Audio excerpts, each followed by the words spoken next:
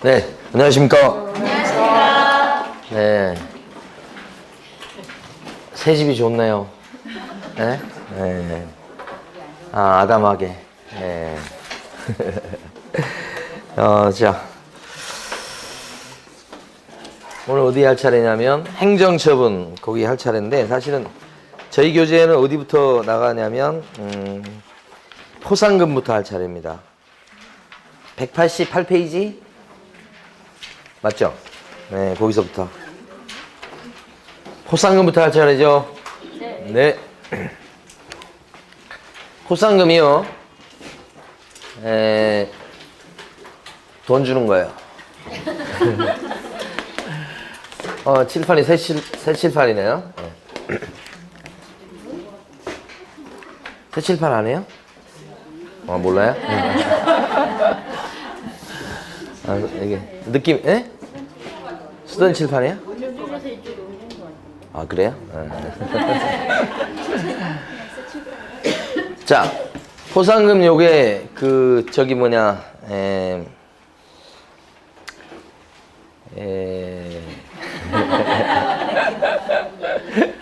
적응이 안 돼, 지금. 분위기가. 아니, 요게 돈을 걸어놨는데,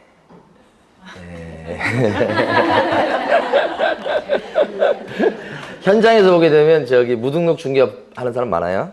그 사람들이 이제 남의 증 빌려서 하는 사람들이 많거든요. 근데 그 사람들을 단속을 하려면, 진짜 단속하려면 전방에 있는 군대를 빼야 돼요. 골목골목마다 군인을 세워놔야 단속할까 말까요.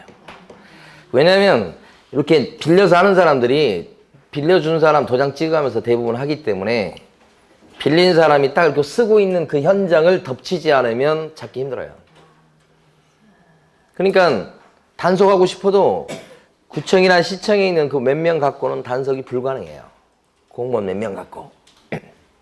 그래서 국민들 보고 혹시 무등록 중개업자 보신 분 신고하세요. 그러면 50만 원씩 줄게요. 이렇게 하는 게 포상금이고, 사회적으로 얘기할 때는 이걸 파파라치 제도 이렇게 하는 거예요. 그래서 요 제도가 이제 생긴 지 꽤 됐는데 이용은 잘 안 돼요, 이게. 증거 잡는 게 힘들어서 그런 거예요. 그럼 일단 첫 번째 하셔야 될 것은 포상금이 걸려 있는 사람이 세 사람이거든요. 그 세 사람을 우리가 암기하자고요. 그래서 양부모한테는 포상금을 줘야 된다, 이렇게. 양부모 이렇게 기억하시고, 양자가 뭐냐면 부모, 친부모 말고 양부모 아시죠? 네. 그러면 양자가 뭐냐면 자격증 혹은 등록증. 양도 돼요. 한자, 받은 자 이렇게. 그러니까 증을 빌려주고 빌려받으면서 무등록 중개업자가 탄생하는 거예요. 그래서 이것을 이런 경우를 포상금을 걸어놨고, 두 번째는 이 부자는 부정한 방법으로 등록을 낸 거예요. 부정 등록이다, 이렇게. 같은 말로 거짓으로 등록했다, 이렇게 하는 거예요. 부자를 땄어요. 부자 요거. 그러니까 거짓으로 허위로 등록했다. 대표적인 경우가 자격증을 위조해갖고 등록해버린 경우. 자격증 따기가 힘드니까. 그런 사람이 진짜 있었어요. 그런 사람은 무등록 중개업자나 다를 바가 없다고 봐요. 그래서 이런 사람도 잡히면 이렇게 처벌돼요. 3년 이하의 징역, 3천 이하의 벌금, 이렇게. 이 경우는 붙들리면 1년 이하의 징역이나 1천만 원의 벌금이라고 해요. 요 세 번째, 요게 뭐냐면, 요게 무등록 중개업자를 가리키는 거야. 이렇게. 무자에 무자. 무자인데 요걸 갖다가 요 밑에 있는 걸 위로 감아서 올리면 뭐가 돼요. 그러니까, 자, 이 정도는 융통성이 있어야 생활하는 거예요. 그래서 양 부모한테는 포상금을 줘야 된다. 포상금이 걸린 사람은 요 세 사람이다, 이렇게 기억하시고. 제가 이제 법을 공부하는 사람들 있잖아요. 융통성이 거의 제로에 가까워요. 사회생활하는 게 굉장히 힘들다고. 근데 제가 그나마 이제 법을 강의하긴 해도 법 공부를 안 하고 조금 떨어져서 이제 사회생활을 좀 하다 보니까 제가 융통성이 생겼어요. 그래서 이런 것도 이렇게 바꾸잖아요, 이렇게. 그래서 제가 말씀드리고 싶은 건 뭐냐면 법을 오래 공부하잖아요. 융통성이 없어져요. 그러니까 빨리 졸업하셔야 돼. 오래 공부하면 안 돼. 융통성이 진짜 없어져요. 법이라는 것 자체가 왜 그러냐면 딱딱 떨어지는 거야, 이게. 거기서 무슨 융통성 발견하기 힘들어요. 자, 요 세 사람이니까 이 세 사람 빼고는 누구도 포상금이 걸려있지 않은데 포상금 제도가 말이에요. 우리가 공부하는 제1편 공인중개사법에서 포상금이 한 번 나오고 다음 주에 우리가 2편을 공부할 텐데 2편에도 한 번 더 나와요. 그러니까 제가 가르치는 과목에서는 2번 나온다. 이게 첫 번째 나온 거예요. 자, 그런데 이 포상금과 관련해서는 두 번째는 자, 포상금은 언제 주는 거냐, 그죠? 언제 주는 거냐를 봤을 때 만약에 이 사람이 무등록 중개업자야. 자, 그러면 이 사람에 대해서 신고나 고발이 들어가야 돼. 이 사람을 보고 국민들이. 자, 신고 고발은 어디 가서 하냐면 등록관청이나 아니면 수사기관에 가서 신고 고발을 하게 돼요. 여기서 그냥 수사기관이라고 하는 것은 경찰서, 좀 무서운 데는 이제 검찰청, 여기 가서 신고 고발을 하게 돼요. 왜냐면 이 사람들이 전부 다 이렇게 형사처벌 대상이 되는 사람이거든요. 그래서 등록관청에 가서 신고 또는 수사기관에 가서 고발하게 되면 그럴 적에 이제 그 사람이 무등록 중개업자다 싶으면 이 사람에 대해서 이제 조사를 해봐요. 그걸 수사라고 하죠. 이 수사하는 사람이 누구냐면 그 무서운 검사예요. 검사, 이렇게. 이 사람이 수사를 해요. 이 사람이 무등록 중개업자 맞는지 증거를 찾는 거라고요. 우리가 이제 경찰서에서 뭐 수사하고 막 그런 거 들어보셨죠? 근데 원래 수사하는 사람은 검사예요. 그런데 검사가 다 하기 힘드니까 경찰한테 맡겨서 수사해봐 이렇게 넘기는 거라고. 경찰이 막 수사하고 있어요. 그런데 검사가 내가 수사할 거야, 갖고 와, 그러면 가져가야 돼요. 그러니까 경찰은 수사 권한이 없어요. 그래서 요새 나오는 게 수사권 독립이란 말을 어디선가 들어보셨죠? 경찰의 수사권 독립이란 말. 이 수사하는 사람은 검사예요. 그래서 재밌는 것은 과거에 보면 검사 있죠. 아니면 전직 검사요. 그거에 대해서 경찰이 막 수사를 하겠어, 안 하겠어? 할 때도 있어. 왜요? 검사를 갖다가 엿을 먹여야 되거든. 그래서 수사를 막 하고 있잖아? 그러면 검사가 뭐라 그래? 갖고 와. 내가 수사할 거야. 해서 검사가 수사하죠? 그래서 어떤 결정이 나냐면 무혐의. 최근에 보고 있는 사건이에요, 여러분들이. 검사나 판사는 자기가 현직에 있는 동안 처벌받는다는 생각을 이만큼도 안 가져요. 특권층이에요. 검사를 누가 수사해? 판사를 누가 처벌해? 근데 그 사람들은 죄를 안 질까요? 지요. 그 사람들도 사람인데. 근데 지금 현행법으로는 수사하기가 힘들어. 아니, 현직 판사가 재판을 받아가지고 피고로 딱 앉아있는 거 상상해 보셨어요? 그런 일이 벌어지고 있는 거예요, 지금 우리나라에서. 그래도 처벌하는 게 쉽지 않고 그 사람들은 큰 소리 쳐요. 나 무죄라고. 그게 우리나라 현실인 거예요. 특권층이에요, 여기. 엄청난 권한을 갖고 있어요. 여기서 수사해가지고 검사가 죄를 인정하면 검사는 이 사람 벌 줘야 되겠다라고 해서 공소 제기를 해요. 공소 제기, 이렇게. 이걸 기소한다고 그래. 기소가 되면 이것은 재판으로 확 넘어가는 거예요. 판사 앞에 끌고 간다는 얘기예요.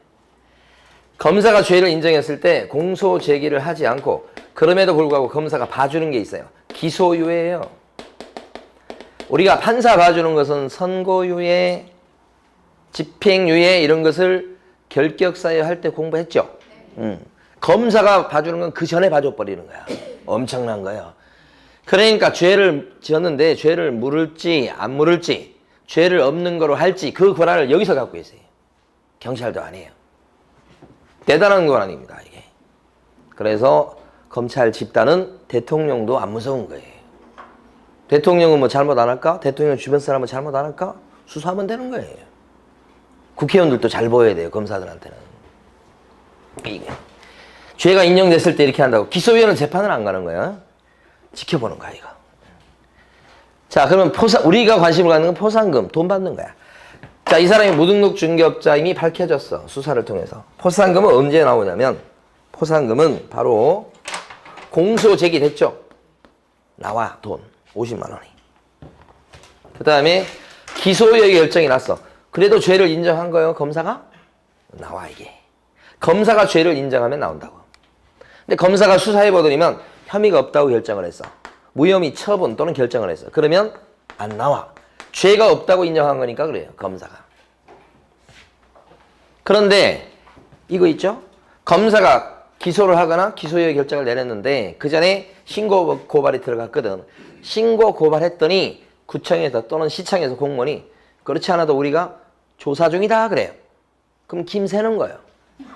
돈이 안 나와 그때는. 그러니까 첫 번째 조건이 뭐냐면 행정관청이 알기 전에 요게 들어가야 돼. 두 번째는 그렇게 돼가지고 검사가 죄를 인정해야 돼. 요거 아니면 요거. 죄를 인정 안 하면 돈이 안 나오고 이렇게. 자, 근데 여기서 이제 어려운 게 뭐냐면 이렇게 기소가 되면 재판 넘어갔을 때 판사가 이제 봐가지고 죄가 있을 때는 유죄 판결을 때리고, 이건 판사 얘기입니다. 죄가 없을 때는 무죄 판결을 때리고 판사가 하겠죠. 그런데 뭐 대부분 유죄 나요. 가기만 하면 판사 유죄 판결 나요. 무죄 나는 수는 좀 드물죠. 그럼 핵심은 이렇게 무죄 판결이 나게 되면, 무죄 나게 되면 이 사람에 대해서 가만히 보니까 무죄 나면 죄인이 아닌 거잖아. 근데 포상금은 그 전에 받았잖아. 그럼 여기서 지금 이미 받은 요 포상금이 있을 텐데 그 포상금은 무죄 나면 토해내는 거예요? 아니면 꿀고 가는 거예요? 그렇지, 꿀고 가는 거예요. 토해내는 법이 없어. 그럼 이 말은 뭐예요? 포상금을 이때 받는다 이거예요. 요때 비로소 받는 게 아니고 삼킨다는 뜻이에요 이게. 왜 중요하냐면 기출문제에서 공소 제기됐다는 얘기를 안 했어. 그냥 요 사람이 무죄 판결을 받았다라고 바로 직접적으로 이렇게 얘기했어. 아무 얘기 안 하고 무죄 판결 받았다. 그냥 어떤 죄를 지었는데 무능력 중개업자인데 요게 이 사람이 무죄 판결 받았어요 라고 나온 거야 지문에. 그러면 요게 있다는 얘기예요. 이게 글씨로 안 써져 있어도. 뭐 이 사람은요 포상금 받아요 안 받아요? 무죄 판결은 받는 거예요. 무혐의 처분이나 결정은 안 받는 거. 요거하고 요것을 갖다가 구별할 줄 아셔야 돼. 판결이란 말이 있어야 판사 얘기요. 여기 판결이 없죠? 검사 얘기예요, 검사. 네, 그래서 포상금 지급 조건은 두 가지인 거 지금 설명드린 겁니다. 하나는 발각되기 전에 신고 고발하시오. 두 번째는 검사가 죄를 인정했을 때 한해서만 포상금 나온다. 그게 기소나 기소유예 이렇게 된다고. 그럼 포상금은 누가 주느냐? 포상금은 등록관청에서 주는 거예요. 등록관청. 여기서 포상금을 지급해. 그 포상금은 한 건당 50만 원이에요. 이게 한 건이라고 하는 게 아까 요거 A가 무등록 중개업 한 사람이다 이렇게 됐을 때 요게 한 건이 됩니다. 저 A에 대해서 신고 고발이 들어가면 그게 한 건이에요. 그럼 그때 그 한 건당 50을 준다. 이렇게. 근데 이제 나라에서 가만히 보니까 이 법을 만들 때 무등록 중개업자가 현실적으로 굉장히 많다고 지금 추정이 되는 거니까 50만 원씩 신고 고발 엄청 많이 들어올 거라고 생각했어요. 그래서 포상금 줄 돈이 없다고 생각을 해가지고 이거 좀 나라에서 좀 보조를 해줘야 되겠다 그렇게 했어요. 그래서 전부는 아니지만 일부를 국고에서 보조할 수 있도록 해가지고 요 포상금에 대해서 좀 재원이 모자랄까봐 좀 걱정을 해서 보조하는 제도를 뒀어요. 여기서 일부를 보조하는데 법상 보면 일부라고 하는 게 100분의 50 이내라고 돼 있어요. 요걸 여러분들은 50%까지 보조한다 이렇게 하셔야 돼요. 50%까지. 그러다 보니까 포상금은 가만히 보니까 포상금은 50이라는 숫자하고 많이 관련돼 있어. 한 건당 얼마씩 주고요? 50만 원. 그리고 보조 비율도 50%까지 보조하고 전액을 보조할 수는 없는 거고 60% 70%도 안 되는 거예요. 많이 보조해야 50%까지 이런 뜻이에요.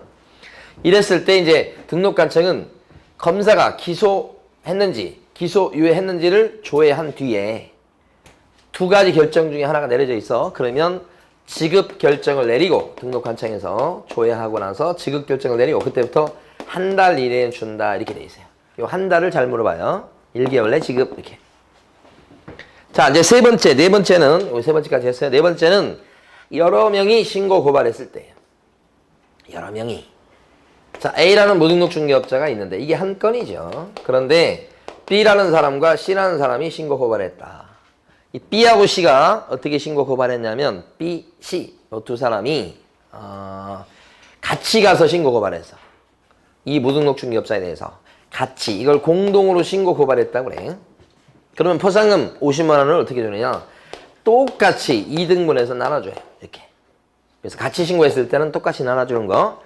다만 이제 이 사람들이 같이 신고했다 친한 사람이 모양이요. 그랬을 때 자기들끼리 배분 방법을 합의한 게 있을 때는 그 합의된 배분 방법이 무조건 우선하는 거야.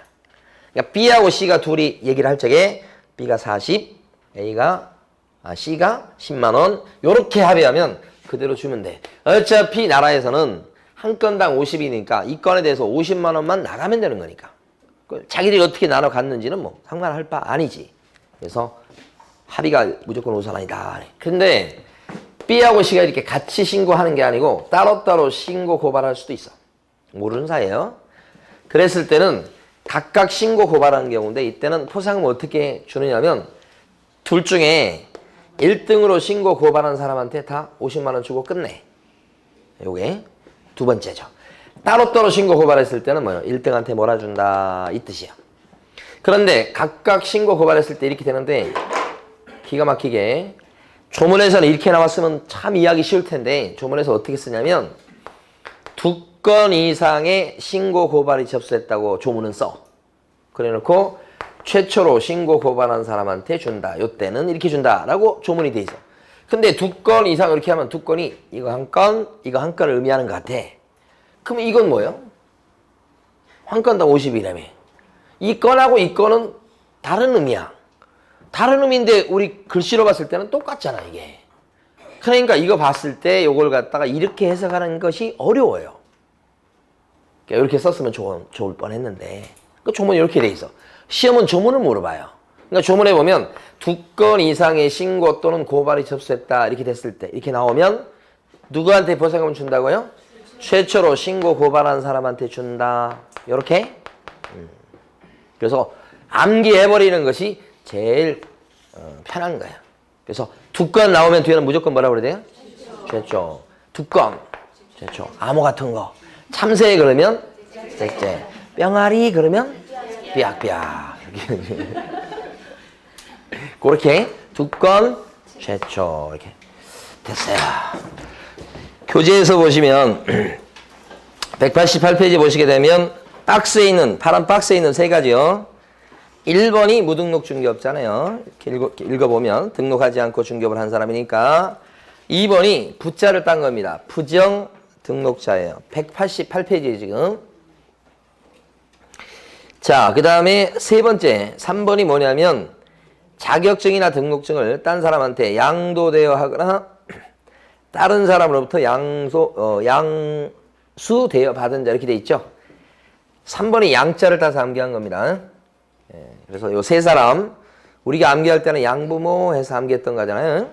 그 다음에 가로 2번에서는요. 포상금은 첫 줄 보면 등록관청이 줘요. 근데 첫 줄 보면 한 건당 얼마요? 50이요. 그래서 둘째 줄에 보면 일부를 보조할 수 있도록 돼 있고 그 보조할 수 있는 비율은 셋째 줄 끝에 가면 100분의 50 이내 이렇게 돼 있고요. 그 다음에 가로 3번에 반가로 1번 보면 지급 조건이라고 나와 있죠. 그 무슨 의미냐면 자, 첫 줄 끝에 행정기관에서 발각되기 전에 이렇게 돼 있죠. 발각되기 전에 그거 전자 등록관청이나 수사기관에 신고 또는 고발한 자가 일단 있어야 되고 그 신고 고발 사건에 대해서 검사가 어떤 조치를 취하냐면 공소제기 아니면 뭐요? 기소유예. 둘 중에 하나의 결정을 했을 때 하나여 지급한다. 지급 조건 중요하죠. 자, 그 다음에요. 오른쪽 페이지 제일 위로 가시면 포상금 지급 신청서를 제출받은 등록관청은 오른쪽 페이지 제일 위에요. 그 사건에 관해서 수사기관의 처분 내용을 조회합니다. 공소제기 했는지 기소유예 했는지를 조회하고 지금 오른쪽 페이지 제일 위로 보고 있어요. 자, 둘째 줄로 보면 지급 결정을 하고 결정일로부터 언제까지 준다고요? 1개월 이내. 동그라미 기억번호는 보면 공동신고인데 첫 줄에 보면 2명 이상이 공동으로 신고 고발했다고 나오고 공동이란 글자가 오면 둘째 줄 균등 배분하는 게 원칙. 그런데 둘째 줄 끝부분 다만 이렇게 나오죠. 포상금을 지급받을 자가 배분 방법에 관해서 미리 합의해서 포상금 지급 신청을 해왔을 때는 합의된 방법에 따라서 지급한다 하니까 합의가 우선한다는 뜻이죠.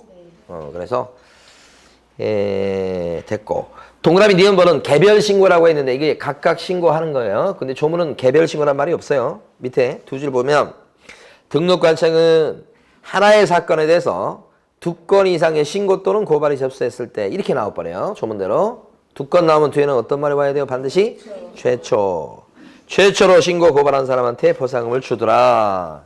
포상금이 거의 시험 문제가 매년 한 문제예요. 나눠드린 자료 중에서 5번 문제를 풀어보세요. 5번요.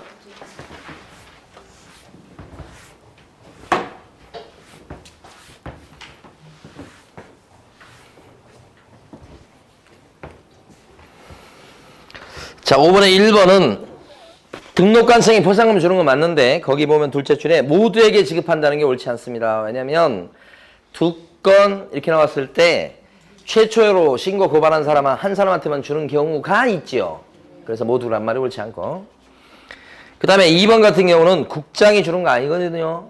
일단 거짓 그 밖에 부정한 방법으로 등록한 사람도 포상금이 걸려있는 건 맞는데 국토교통부 장관이 지급할 수 있다 그러면 틀립니다. 국장을 등록관청으로 바꿔야 되겠고 3번은 국어를 잘 하셔야 돼. 거기 보면 균등 배분 방법이라는 표현이 나와요. 그것은 자 둘째 줄 가운데 정도에 합의한 배분 방법에 우선한다. 뭐가요? 균등이. 반대로 써놨죠? 합의가 우선이에요 무조건. 지금 3번을 줄여서 얘기하면 그런 말이에요. 균등 배분 방법은 합의한 배분 방법에 우선한다. 이렇게 써놓은 거예요. 지금. 틀렸죠? 4번은 국고에서 보조할 수 있는 비율은 50%까지죠. 100분의 10 이내가 아니고 50 이내. 숫자 틀리게 됩니다. 5번 질문이 맞죠? 결정일로부터 1개월 내 지급한다. 이렇게. 자, 협회에 대해서 좀 보도록 하겠습니다. 협회에 대해서 교재 어디 보시냐면 194페이지.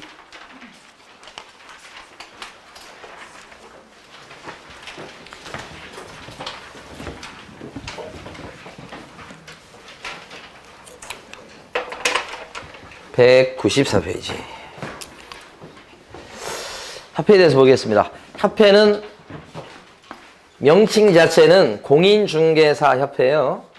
명칭은 그냥 협회가 아니고 사실은 공인중개사협회. 그러니까 협회는 공인중개사들이 모여서 만든 단체겠네요. 왜 대답이 없어요?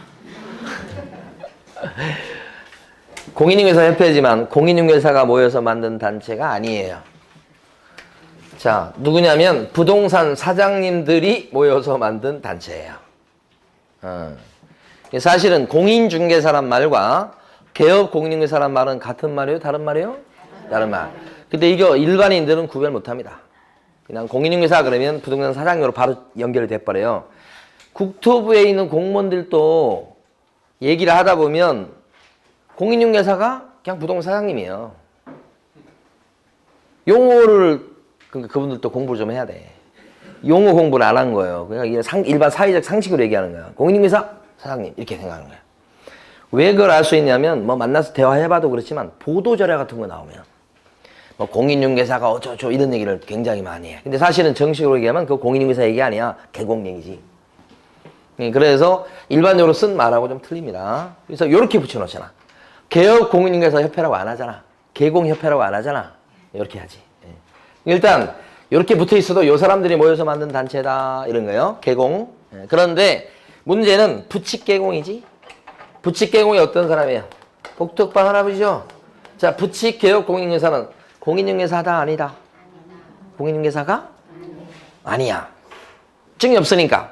그렇지만 개업 공인중개사이긴 하죠. 좀 이상하긴 하지만 이분들은 숫자가 많지는 않고 그 다음에 연세도 높으시다고 그랬잖아요. 복덕방 할아버지요. 그래서 우리 법에서는 끼워준다 해놨어요. 이렇게. 결론.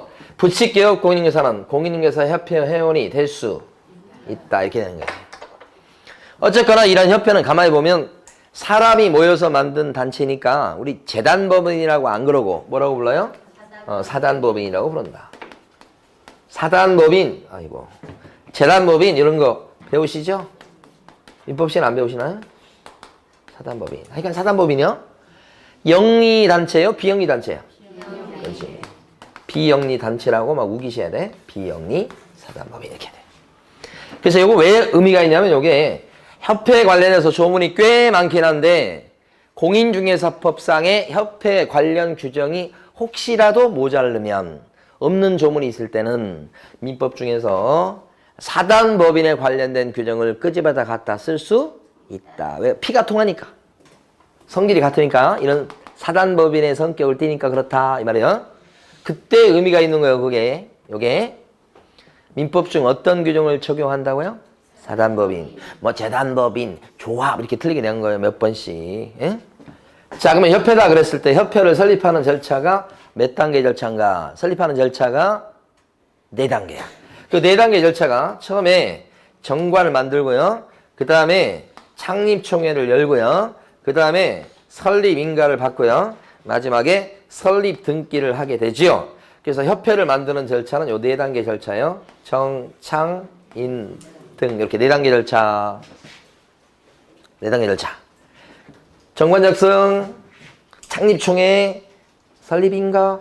협회 설립할 때는 허가를 내는 거예요? 인가를 받는 거예요? 인가주의다 그런 얘기예요. 요 누가 인가를 내주죠? 국장이 이렇게 하는 거예요. 요때 중요한 건 숫자예요. 여기 정관 만들 때 참석할 발기인 숫자가 전체로 봤을 때 300명 이상. 여기 창립총회 때 참석할 회원 숫자는 그 배인 600명 이상 이렇게 되는 거예요. 그 600명 이상 중에는 서울 출신이 몇 명 이상? 서울 출신이 100명 이상. 광역시나 도 출신은요 20명 이상 이렇게 된다고요. 이렇게 된다고. 요 숫자를 물어봐서 중요해요. 이게 앞에 숫자 기억하셔야 되고 그것 때문에 정창인 등 사람 이름으로 생각하시고 정창인 등등등 정창인 등 300, 600, 120까지 300, 600, 120까지 노란 거 출제하는 거예요. 자, 그 다음에 이제 협회 조직까지 보고요. 협회 보면 협회 조직은 주된 사무소가 있고요. 그 다음에 그 밑에가 지부가 있고요. 그 밑에 지회가 있고요. 주된 사무소 반드시 있어야 됩니까? 어떨 것 같아? 있어야 됩니다. 사람으로 치면 머리가 있어야 됩니까? 이 말하고 똑같은 거예요. 반드시 있어야 되는 거. 이거 없으면 사람이 아니요. 협회가 아니라고. 모든 법인은 주된 사무소 요거 반드시 있어야 되는 겁니다. 그죠? 그 다음에 그 하부 조직인 지부 반드시 있어야 됩니까? 없어도 괜찮아 이거. 요 지회 좀 예를 들기가 좀 그러네. 하여간 반드시 있어야 되는 거? 아니지. 이건 반드시 있어야 되지. 그런데 요게 주된 사무소 같은 경우는 어디에 설치하느냐 그랬을 때 옛날에는 서울에 둔다라고 되어 있었는데 이 조문이 사라졌어요. 사라졌으니까 어떻게 됐냐면 주된 사무소는 제주도에 갖다 놔도 괜찮은 거예요? 있긴 있어야 되는데 인천광역시 오케이? 그렇게 된다는 얘기예요. 꼭 서울에 두란 법은 없다. 3번 나온 거예요. 지부나 지회는 있어도 되고 없어도 되는데 필요하다면 정관이 정하는 바에 따라서 자율적으로 둘 수도 있다. 이게. 둘 때 이 지부는 시도 관할구역 내에 두는 거고 요 지회는 시군구 관할구역 내에 두는 거다. 이렇게 하는 거예요. 두는 게 여기 시도 시군구 이렇게 두는 것 자체가. 그러니까 여러분 사시는 곳을 한번 생각해 보세요. 여기가 광명시면 여기는 어떻게 될까? 아, 경기도 광명시죠. 그러면 경기도 지부 광명시 지회 이렇게 생각하시면 돼요. 동별로 또 이제 분회까지 조직이 있어요. 현실적으로는. 근데 분회는 법에 나온 조직은 아니야. 그래서 지부는 시도, 지회는 시군구. 이 시군구를 등록관청이라고 하기도 합니다. 자, 핵심은 이겁니다. 만약에 협회가 지부를 둘라면 둘 수도 있는데 뒀을 때는 설치했을 때는 시도의사한테 설치했다고 신고하도록 되어 있습니다. 지회를 갖다가 만들 수도 있는데 그렇다면 그때는 시군구청장한테 설치 신고를 하도록 되어 있습니다. 이렇게. 이 노란 게 중요해요. 자, 이걸 시험 문제 냈다 그러면 바꿔서 내요. 협회가 지부를 설치했을 때는 등록관청에 설치 신고해야 된다. X 이렇게. 협회가 지부를 설치했을 때는 시도의사한테 설치 신고한다. 이 시험 문제 출제하는 사람은 비슷한 게 이렇게 같이 있으면 이렇게 바꿔서 출제하는 것을 즐겨서 합니다. 되게. 그래서 위아래로 있으면 막 바꾸는 거. 권양이 반쯤 취했다 그런 거 있잖아. 무조건 바꾸는 거예요. 0. 우리 지난주 공부했던 거 0.9하고 0.8 위아래로 있잖아. 바꾸는 거예요. 0.5하고 0.4 매매교환이 0.5 오피스텔 주거 오피스텔 0.5 매매교환이 임대차 등이 0.4 그러면 바꾸는 거예요. 그런 게 그냥 널려 있어요 법에. 이것도 그 중에 하나예요.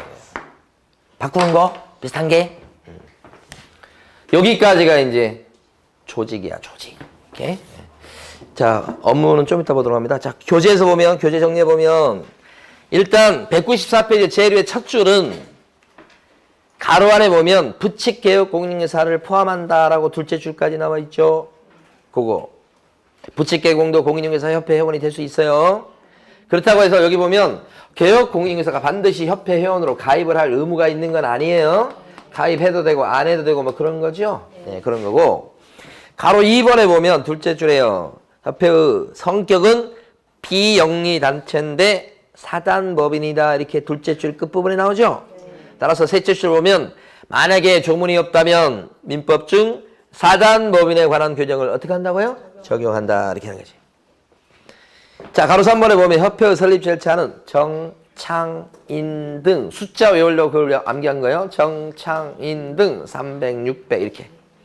반가로 1번에 보면 정관 작성할 때 300명 이상 나와 있죠.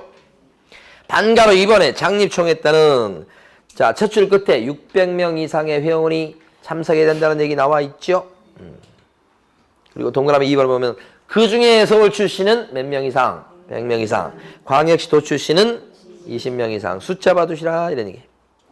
그 다음에 오른쪽에 가면 협회 조직이 나옵니다. 협회 조직은요. 거기 보면 협회는 정관으로 정하는 바에 따라 시도에다가 지부를 이 조문 참 중요합니다. 자, 시군구에다가 지회를 둔다예요? 둘 수 있다야? 그러니까 아까 주된 사무소는 반드시 있어야 되지만 장소는 아무데나 좋은 거지요. 그런데 지부나 지회는 둘라면 둘 수도 있겠다 이렇게 되죠. 그런 의미예요. 그래서 바뀌면 안 되는 거고요.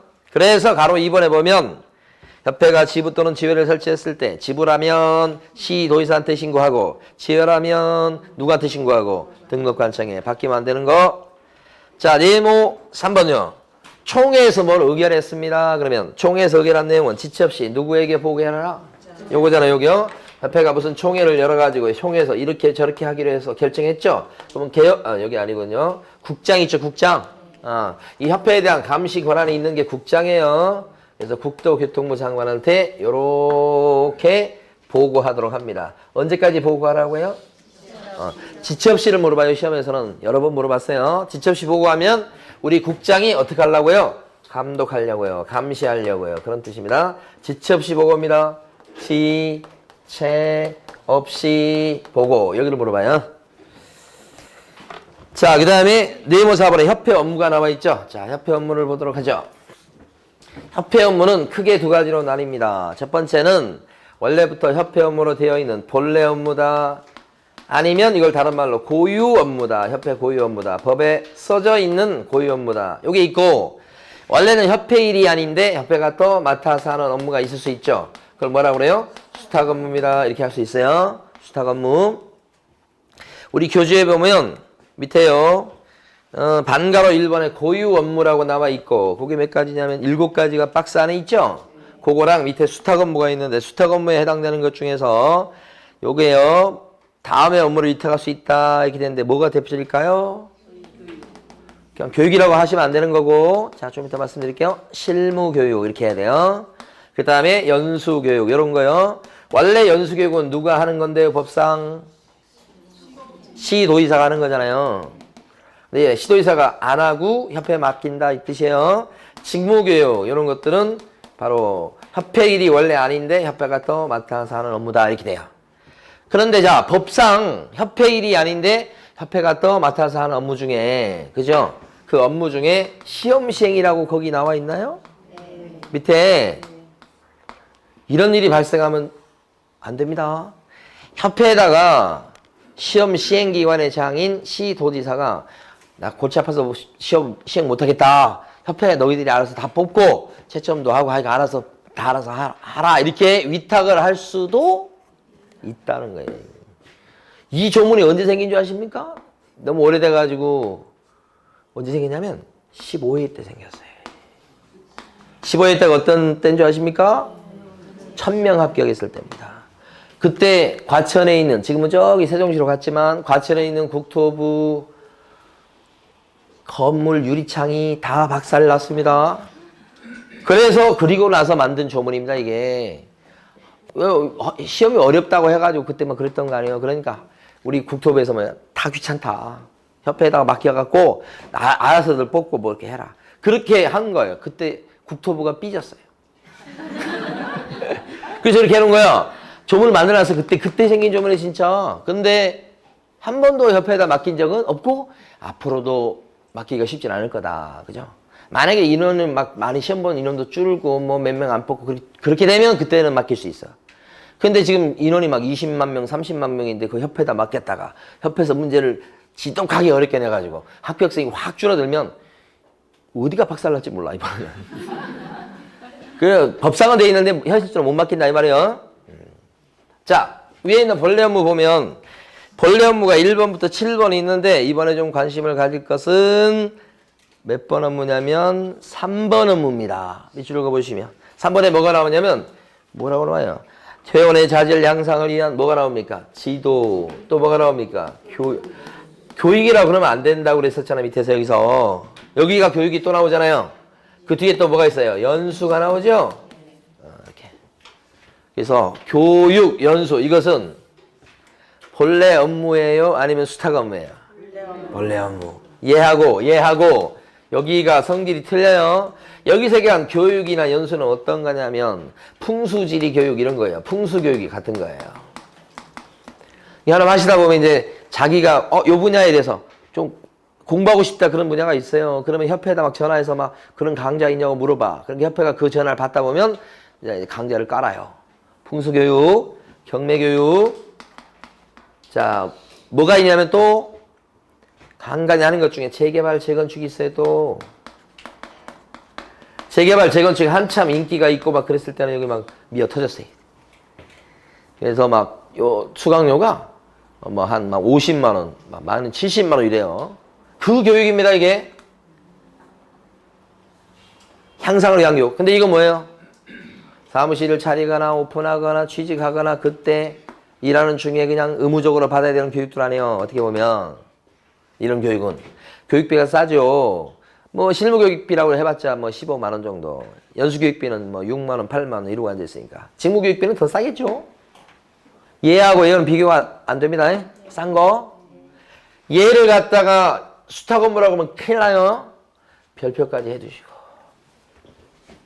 3번 지금. 그 다음에 4번. 아니 4번 말고 5번. 부동산 정보 제공이라고 돼 있죠.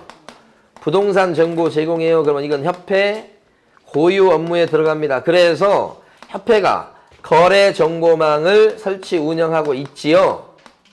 그렇습니까? 네. 응. 거래 정보망을 설치 운영하고 있더라. 협회가 운영하는 사이트의 이름이 뭐라고요? 이렇게 유명해요, 이게. 하여간 이게 좀 알려졌죠? 그래도 적자예요. 자, 그 다음에요. 또 뭐가 있냐면, 그 밑에 보면 6번에 공제사업 나오죠? 네, 공제사업입니다. 협회 고유 업무에 들어갑니다. 6번요. 공제사업. 그럼 이런 공제사업이 뭔지를 좀 이따 좀 볼 텐데, 공제사업은 영리사업이에요? 비영리사업이에요? 그치, 비영리사업이라고. 끝까지 우기셔야 된다. 왜냐면 공제사업을 통해서 돈이 엄청 들어와요. 사실 여기서 들어온 돈 가지고 협회를 운영해 나가는 거예요. 굉장한 큰 수익원인데, 그래가지고 부자 되려고 한 것까지는 아니기 때문에 무슨 사업이라고 그래요? 비영리다. 이렇게 하는 거지. 그 세 가지. 그래서 자, 넘기시면 196페이지 보면 공제사업에 대한 내용들이 나옵니다. 자, 여기서부터 이제 쭉 밑줄을 그어가면서 정리를 해보도록 하겠습니다. 먼저 공제사업은요, 첫 줄 손해배상 책임을 보장하는 게 목적이다. 무슨 말인지 아시죠? 부동산 사장님이 사고 쳤을 때 돈이 없고 그러면 부동산을 이용했던 손님은 손해배상 받는 게 어렵게 되죠. 그래서 공제 가입을 해두면 협회에서 뭐요? 사고 당한 사람한테 공제금을 손해배상으로 주겠다 이거지요. 그래서 손해배상금을 갖다가 확실히 보장하는 그런 방법 중에 하나다 이런 뜻이고요. 자, 그 다음에요. 둘째 줄에 있는 것처럼 비영리 사업이에요. 영리 사업 그러면 큰일 나요. 그 다음에 반가로 3번에 동그라미 1번 가면 공제 규정을 만든다, 제정한다 이런 표현이 나옵니다. 공제 규정이 뭐냐면 공제 약관이에요. 우리가 보험에 가입하면 보험 약관 같은 거 구경하시죠? 보험 약관. 제가 최근 건 아닌데 옛날에 그 공제 약관을 봤는데 한 장짜리예요. 공제 약관이. 자, 그런데 여기 막 글씨가 써져 있어요. 약관 내용이 한 페이지밖에 안 돼. 내용이 별로 많지 않죠? 그런데 글씨가 도저히 읽을 수 없을 정도의 크기로 적혀 있어요. 현미경이 필요해, 현미경. 이거 약관인데, 공제 약관인데 이거 읽어보란 소리야? 읽지 말란 소리야? 읽지 말고 그냥 가입하란 소리요. 이게 보험도 그렇잖아요. 누가 읽어봅니까? 읽어본 사람 계십니까 지금? 없잖아요. 공제 약관도 그렇게 구성이 되어 있어요. 그런데 이런 공제 규정은 협회가 만들기 때문에 회원들한테 불리, 협회한테는 유리 그렇게 된다고. 그래서 그때는 누구의 검사를 맡아라? 국장의. 반가로 3번에 동그라미 1번 첫 줄부터 둘째 줄까지 밑줄 가보면 둘째 줄에요. 공제 규정을 만들어서 누구의 승인을 얻어라? 국토교통부 장관의 승인을 얻으시오 돼 있죠. 그렇게 승인이란 용어 꼭 기억을 해주시고, 그 다음에 밑에 보시면 박스 중에요 3번 보십니다. 3번에 보면 뭐라고 나오냐면 책임 준비금의 적립 비율이라고 나옵니까? 더러더러 나옵니다. 요 시험 문제에서. 자, 이게 뭐냐면 아니 공제료로 15만 원씩 낸다고 쳐봐. 그러면 그게 이제 막 수만 명씩 가입을 하면 돈이 엄청난 돈이 들어오잖아요. 그 돈 같은 경우에 실제 사고 나서 지급되는 돈은 찔끔이에요, 찔끔. 그러면 나머지 지급되지 않는 돈은 뭐예요? 가만 갖고 있으면 마이너스예요. 그건 손해지. 그 돈을 어떻게 해요? 굴려가지고 좀 돈을 불리면 더 좋잖아. 그래서 나머지 돈을 굴릴 수 있도록 허용을 하는데, 그때 다 굴려버리면, 다 이제 투자해버리고 그래버리면 막상 사고 났을 때 줄 돈이 또 모자랄 수 있죠. 없거나. 그때 대비해서 어떻게 한다고요? 일정 금액은 적립을 해두게 돼 있다. 이걸 뭐라고 불러요? 책임준비금. 법에서 이 책임준비금은 공제 규정에다가 몇 프로라고 적립 비율을 정해도록 되어 있는데, 법에 따르면 최소한 둘째 줄요. 공제료 수입 들어온 돈에 얼마 정도요? 100분의 10 이상이 되도록 해라. 그러니까 적립 비율을 갖다가 5%로 할 수 있습니까? 이건 법 위반이에요. 이건 안 되는 거예요. 적립 비율을 10%로 할 수 있나요? 여기서부터 되는 거예요. 20%도. 그러니까 투자하지 않고 그냥 묻어놓은 돈 20% 정도는 묻어놔라. 적립 비율이 이렇게 되면 이것도 되는 거지. 자, 그 다음에 밑에 보시면 동그라미 3번입니다. 자, 조금만 더 보시겠습니다. 공제사업의 관리 및 책임 준비금의 전용이라고 된 부분 두 줄 밑줄 긋습니다. 협회가 공제사업을 다른 회계와 구분해서 별도의 회계로 관리토록 하고 있고, 책임 준비금을 다른 용도로 사용코자 한다 그랬을 때는 국토교통부 장관의 무엇을 얻어라? 승인을 받으시오. 이렇게 돼 있죠. 승인 얻으라고 되어 있습니다. 국장의 승인사항이다. 이렇게. 아, 그러다 보니까 하나 지금 할 게 있네요. 국토교통부 장관의 승인을 받아야 됩니다. 승인 받으라 이런 얘기가 나왔어요. 우리 중개사법에서 승인 얘기 나오면 100% 국장의 승인입니다. 승인 받을 게 지금 방금 전까지 2개가 딱 나왔던 거예요. 그걸 암기도 아니에요. 그냥 열려라 참깨 같은 거요. 자, 공책 승인이다. 공책이 노트죠, 노트. 공책 승인. 공이 뭘 것 같아요? 공제 규정을 만들거나 바꿀 때 승인. 책이 뭐예요? 책임 준비금을 다른 용도로 전용할 때 승인. 그거잖아요. 공책 승인. 자, 이걸 갖다가 인가 받는다 그러면 안 됩니다.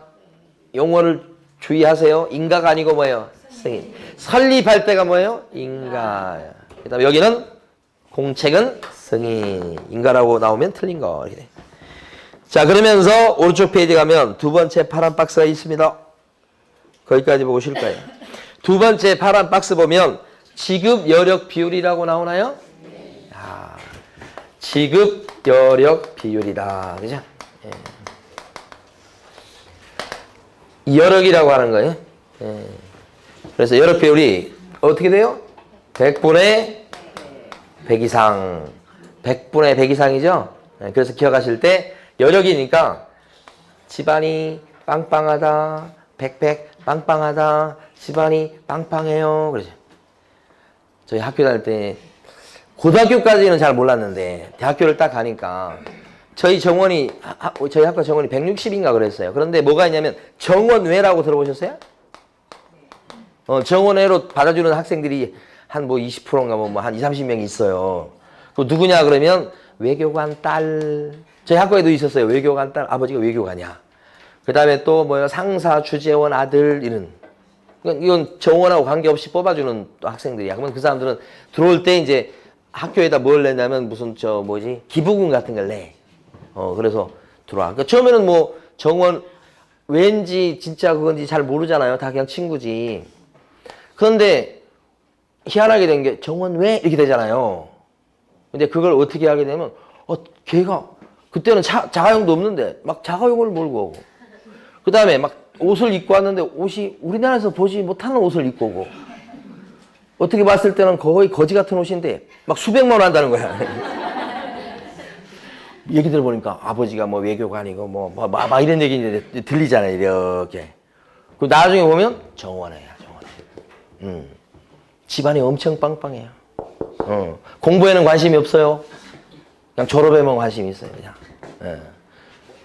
집안이 빵빵하죠? 그래서 중고등학교까지는 몰랐어요. 그런 걸 경험을 못했기 때문에. 대학교 가니까 와, 왜 우리 엄마 아빠는 왜 이렇게 가난한 거야? 그런 생각을 대학교 가서 하게 되는 거야. 우리 엄마 아빠가 부자 됐으면 내가 자가용도 몰고 다니고. 그럼 자가용 몰고 다니면 여자친구도 많을 텐데. 대학교 가니까 그런 생각을 하게 돼요. 그런 집안이 좀 빵빵했으면 좋을 텐데. 그랬어요. 집안이 여력 비율 뭐요? 여력 비율? 빵빵. 자, 쉬겠습니다.